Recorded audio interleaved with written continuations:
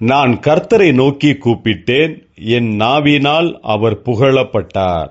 கர்த்தருக்குள் பிரியமானவர்களே, உங்கள் அனைவருக்கும் இனிய காலை வணக்கங்கள்.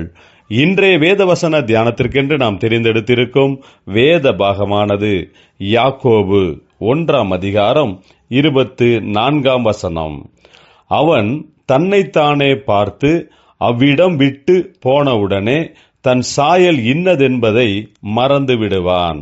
பிரியமானவர்களே, இன்றைய வேத தியானத்தின் தலைப்பு திருவசனத்தின்படி நடப்பது என்பதே. யாக்கோபு தன்னுடைய நிருபத்தில் விசுவாச வாழ்க்கையில் அநேக எதிர்ப்புகளும் சவால்களும் உண்டு, விசுவாசத்தில் இருக்கிறவர்கள் அநேக பரீட்சைகளை சந்தித்து முன்னோக்கி செல்ல வேண்டும் என்கிறார். இன்றைய தியானத்திலும் கூட யாக்கோபு தேவனுடைய வார்த்தைகளை கேட்கிறவர்கள் மற்றும் அதின்படி நடக்கிறவர்களை பற்றி சொல்லுகிறார். தேவனுடைய திருவசனத்தை நாம் அனைவரும் கேட்கிறோம், அதின்படி நடக்கிறவர்கள் கொஞ்சம் பேர்கள்தான். யாக்கோபு இங்கே ஒரு உதாரணத்தின் மூலமாக நம்மை எச்சரிக்கிறார். திருவசனத்தை கேட்டும் அதின்படி நடக்காதவர்கள் எப்படி இருக்கிறார்கள் என்றால், ஒருவன் கண்ணாடியில் தன்னைத்தானே பார்த்து அவ்விடம் விட்டு போனவுடனே தன்னுடைய சாயல் இன்னதென்பதை மறந்து விடுவான்.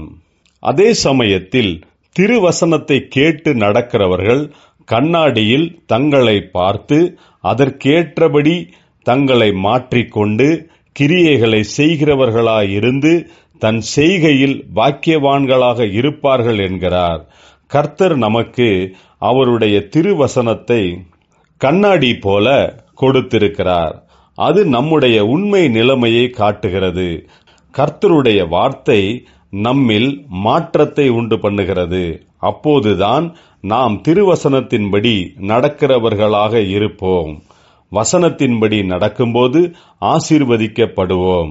ஆகையால் நாம் திருவசனத்தை கேட்கிறவர்களாக மட்டும் இல்லாமல் அதின்படியே நடக்கிறவர்களாகவும் இருப்போமாக.